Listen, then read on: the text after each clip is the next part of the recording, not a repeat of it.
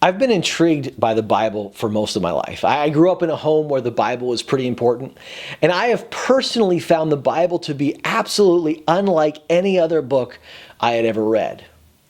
But as I was growing up, I started asking questions about faith and about the Bible, and quite honestly, I discovered that a lot of my questions just didn't have satisfying answers.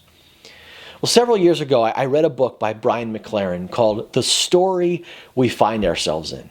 It's actually a story about a bigger story about a much, much bigger story, and I hope you'll read it for yourself. But in this book, Brian McLaren tells the story of Scripture through a sequence of what he calls episodes. Now, when I first read this book, I thought it was absolutely brilliant. I mean, I had never heard the story of the Bible told in this way.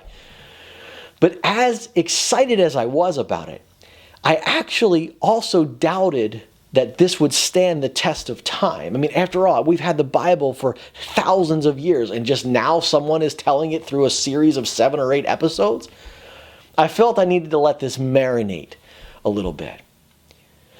Well, it's been 14 years since I read that book, and my understanding of the Bible has evolved significantly since then. But I have to tell you, I've yet to find a better way to tell the story. And I started dreaming about going through the Bible once again with my community of faith, and this time reading it in light of 8 episodes. And that, my friends, is exactly what we're going to begin on September 13th, 2015. And for one last time, I want to invite you to the Journey Church community for the story we find ourselves in.